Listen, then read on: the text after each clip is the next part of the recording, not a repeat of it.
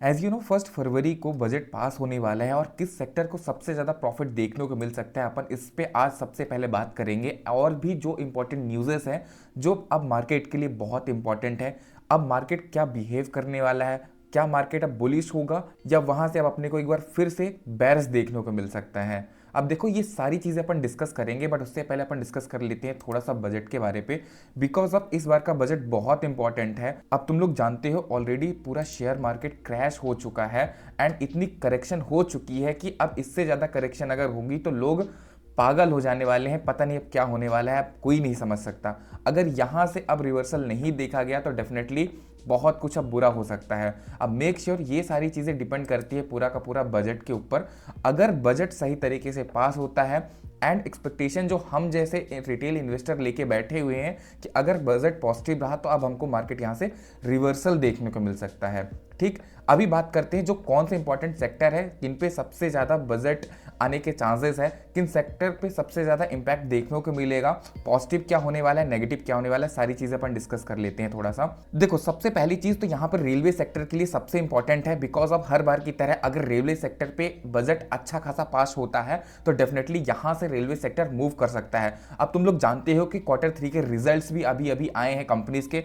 कुछ कंपनीज के बहुत अच्छे रिजल्ट आए हैं, कुछ के बैड भी देखे गए हैं। बट यहाँ पर इंपॉर्टेंट ये है अगर रेलवे सेक्टर पे बजट आता है और फाइनेंशियली और फंडामेंटली दोनों तरीके से अगर कंपनी स्ट्रांग है तो डेफिनेटली बहुत अच्छी खासी अपने को यहाँ पे तेजी देखने को मिल सकती है। बस डिपेंड करता है कि रेलवे बजट अच्छा खासा आना चाहिए एंड लेट अस सी क्या होता है अभी मार्केट में। अब बात करते हैं कुछ अदर इंपॉर्टेंट सेक्टर की, जैसे कि ईवी सेक्टर पे इस बार गवर्नमेंट बहुत फोकस करने वाली है एंड इसके साथ साथ में इंफ्रास्ट्रक्चर, हेल्थ केयर और इंश्योरेंस, इन जैसे फील्ड्स पे भी गवर्नमेंट का सबसे ज़्यादा फोकस रहने वाला है। अच्छा यहाँ पर एक चीज़ और इंपॉर्टेंट है, अगर तुम लोगों को याद होगा जब पिछले बार का बजट था गवर्नमेंट ने रूरल डेवलपमेंट में ज़्यादा फोकस किया था एंड इस बार भी कुछ ऐसे चांसेस हैं एंड इसमें अगर ये पॉजिटिव होता है, अगर रूरल डेवलपमेंट में यानी कि ग्रामीण इंफ्रास्ट्रक्चर पे अगर फोकस किया गया तो डेफिनेटली बहुत सारे शेयर प्राइसेस यहां से उठक पटक करेंगे, मतलब कि बुलिश ही होंगे डेफिनेटली। अगर नहीं होता है वो अलग बात है कि डाउन होने वाले हैं, बट यहां पे सबसे ज्यादा प्रॉफिट देखने को मिल सकता है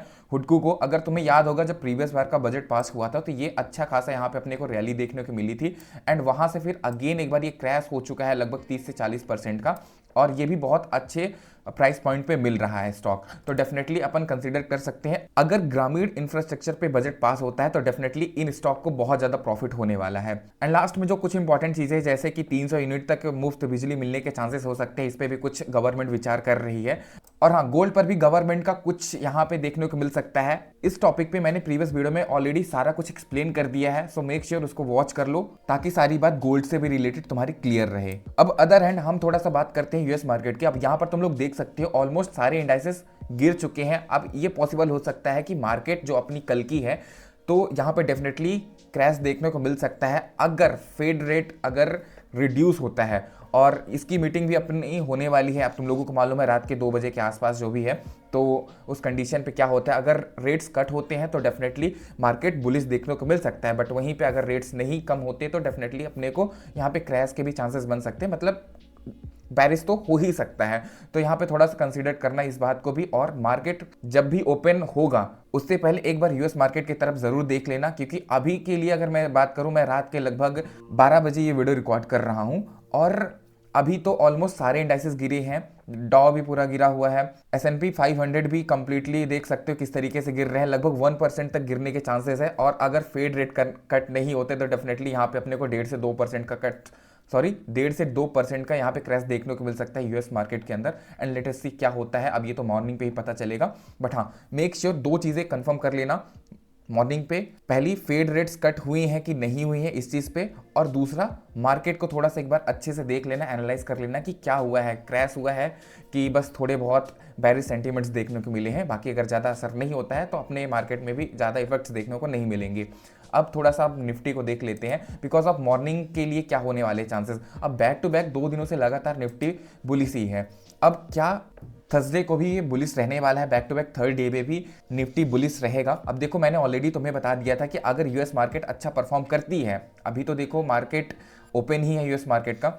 अगर क्लोजिंग के टाइम में यही कंडीशन बनी रही, बैरिश ही मूवमेंट रहा, क्रैश के मूवमेंट रहे, तो डेफिनेटली अपनी भी इंडाइसेस क्रैश हो सकती हैं। So be careful. On other hand अब बात कर लेते हैं थोड़ा सा small cap and mid cap के बारे में। अब देखो आज सबसे ज़्यादा मूवमेंट देखने को मिली है अपने को small cap and mid cap पे। बहुत सारे स्टॉक 10-10, 20-20% तक की मूवमेंट शो किए हैं। तो क्या इसका मतलब यहाँ से अब पुल बैक हो सकता है?